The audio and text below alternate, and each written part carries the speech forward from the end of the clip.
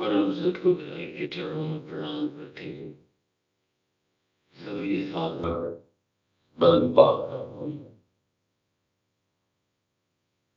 अभी हम सभी वर्षों के जीवन से तालन उनके उपदेश हर रात हर वर्ष श्रवण करते रहे और अपने भावों को प्रकट करने के लिए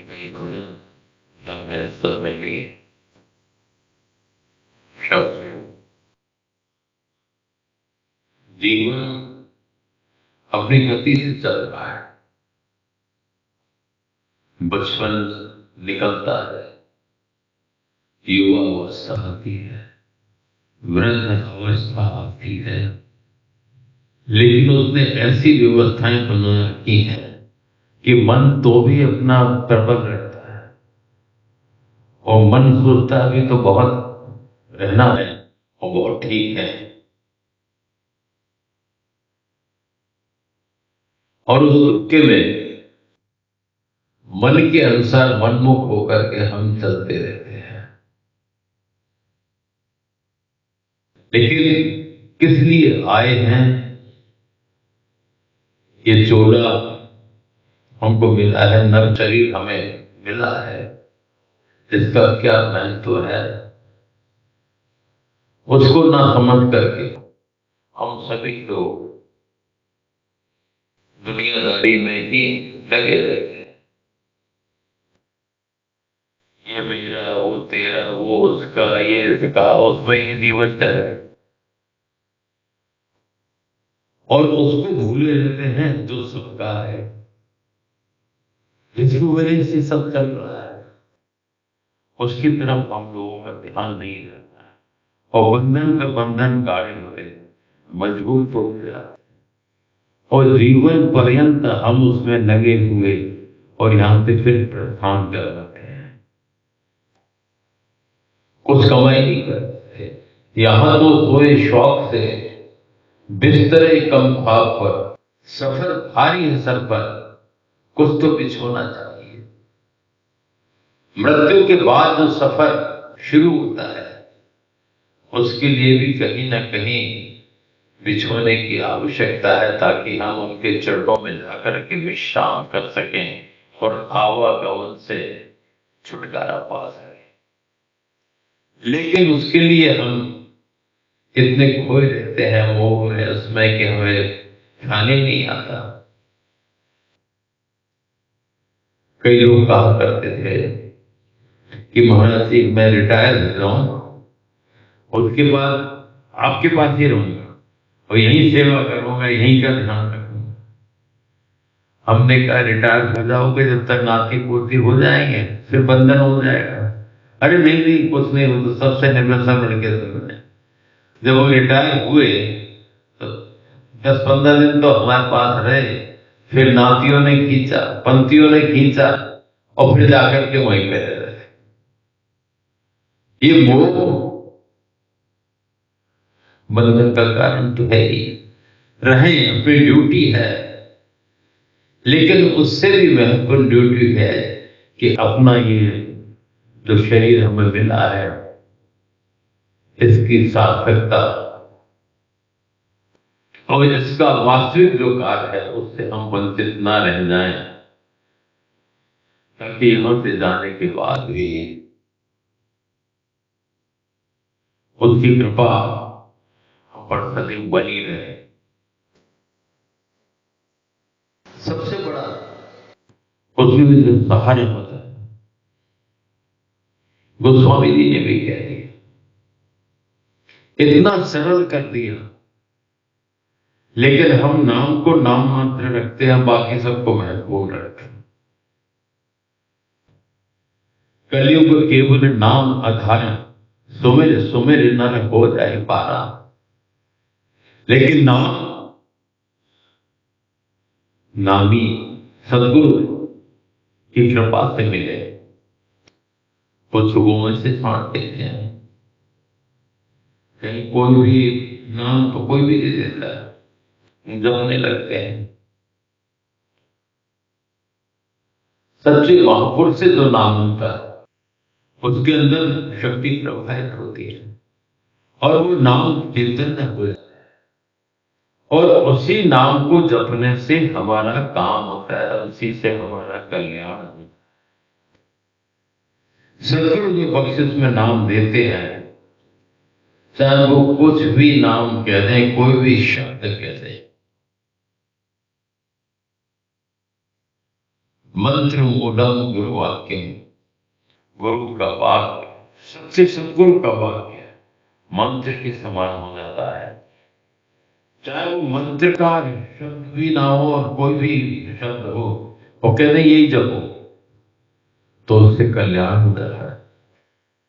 और कहीं से भी हम लेते रहें, कंठा भी ले लें, ये कर रहे हमने कंठी धारण कर लिया, राम का नाम ले लिया है और उसी में चले जाते हैं, लेकिन वास्तविक रास्ता नहीं मिल रहा है, वास्तविक स्वरूप से हम वाकिफ नहीं हो रहा, वास्तविक कृपा का अनुभव हम नहीं कर पाते, क्योंकि वो नाम केवल नाम मात्र है, उसके अंदर शक्ति प्रवाहित नहीं हुई है, कुछ चेतन नहीं। इसमें एक छोटा सा किस्सा याद आता है, कई बार कहने में भी आया है कि एक सज्जन थे, उनको बड़ी लगन थी कि कहीं से कोई ऐसा यंत्र मिल जाए कि जिसको मैं धारण करूं, जहां जाना था वहां पहुंच जाऊं। बहुत महात्माओं के पास गए, उनका ये दोस्त नहीं है। कई महात्माओं के पास जाने के बाद निराशा सी होने लगी, फिर भी इच्छा तो प्रबल थी। अंत तो गत्वा वो व्यास जी महाराज के पास पहुंच जाते हैं और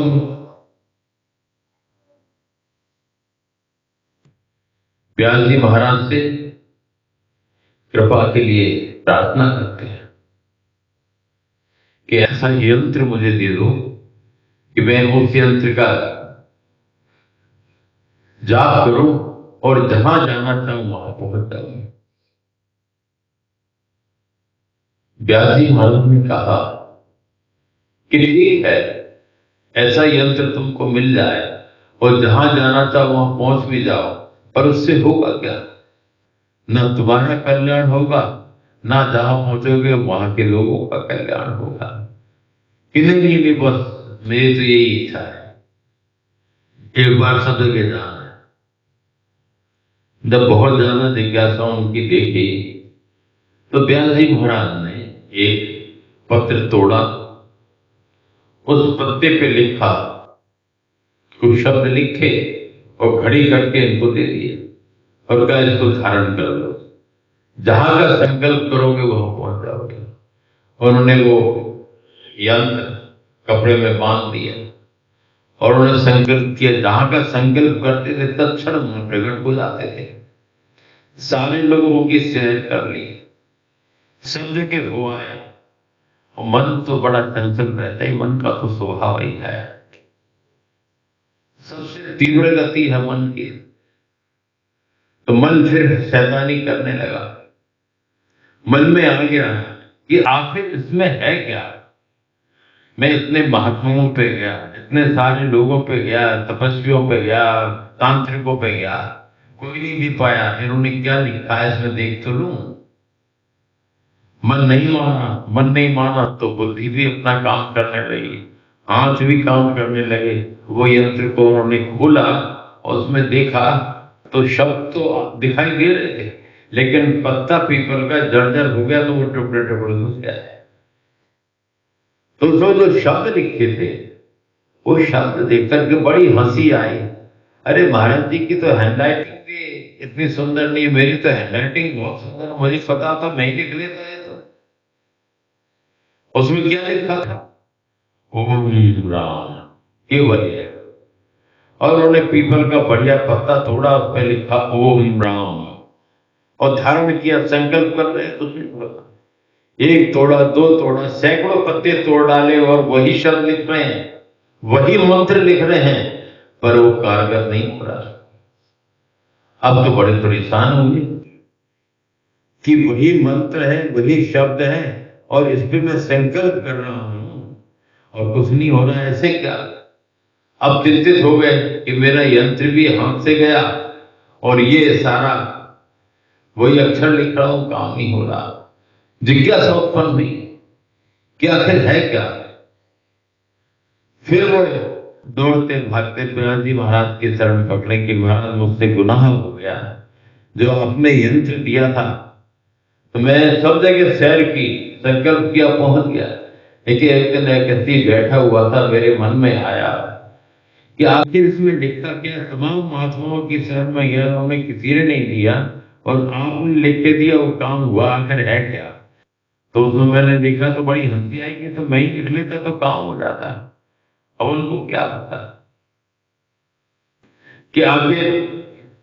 तो बयान जी महाराज ने पहले से डांटा कि तुम्हारी अंदर की दशा इतनी ऊंची नहीं, इतने ऊंचे पद पे नहीं थे तुम कि संकल्प मात्र से कार्य होता है, संकल्प मात्र से शक्ति प्रवाहित हो जाती है।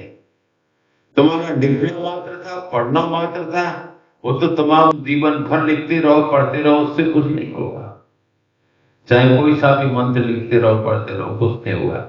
जब सच्चे सद्गुरु उस संकल्प के साथ उस मंत्र को हमको बख्शिश में देते हैं तो वो चैतन्य हो जाता है और उससे कार्य होता है, खाली लिखने पढ़ने से नहीं होगा। आजकल हम लोगों की दशा यही चल रही है, कहीं भी किताब से देख ले, कहीं भी किसी ने बता दिया और बस हम चित्रकूट गए थे।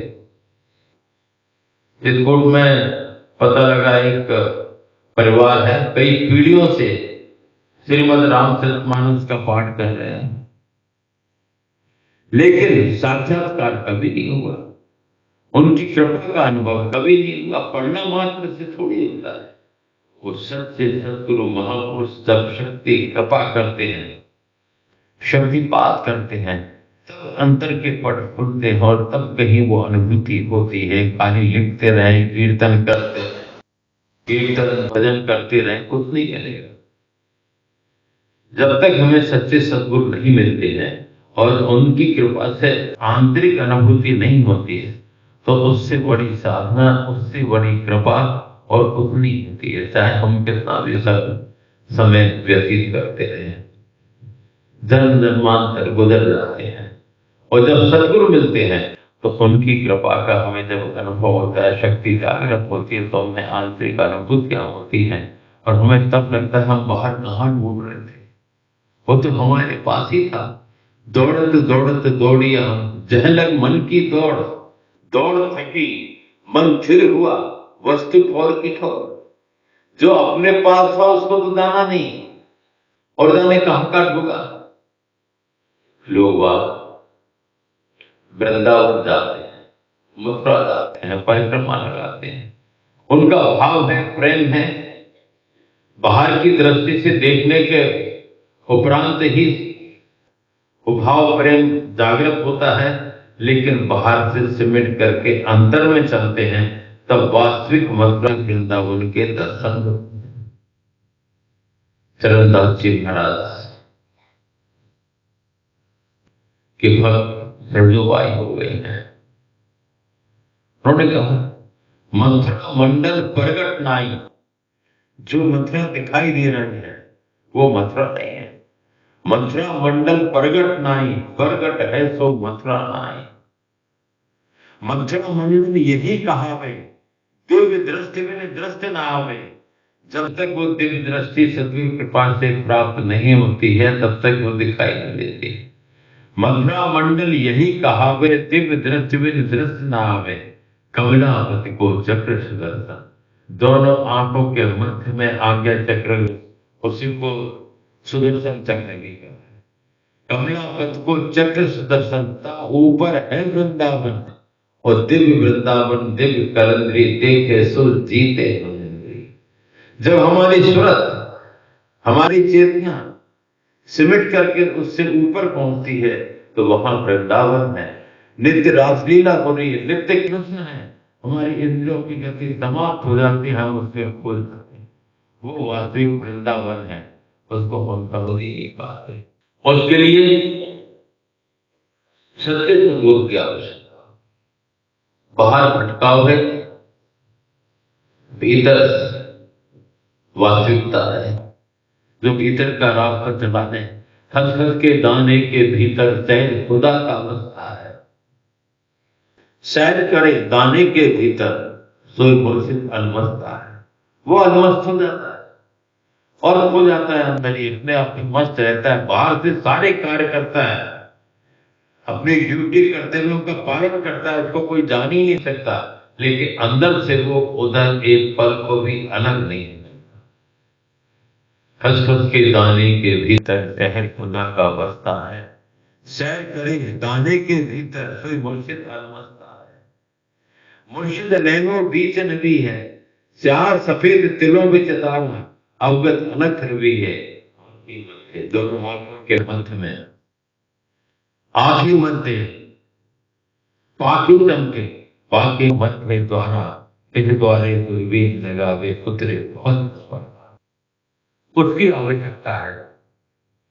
सदगुरु की कृपा की आवश्यकता है। हम सब लोगों को चाहिए सच्चा मार्ग ढूंढे, सच्चे सदगुरु ढूंढे और उनकी कृपा का लाभ हम उठाएं और अपने आप को जाने, पहचाने और अंदर की सैर शुरू करें, ताकि हम वास्तविकता में आध्यात्मिक तरफ आगे बढ़ते रहें।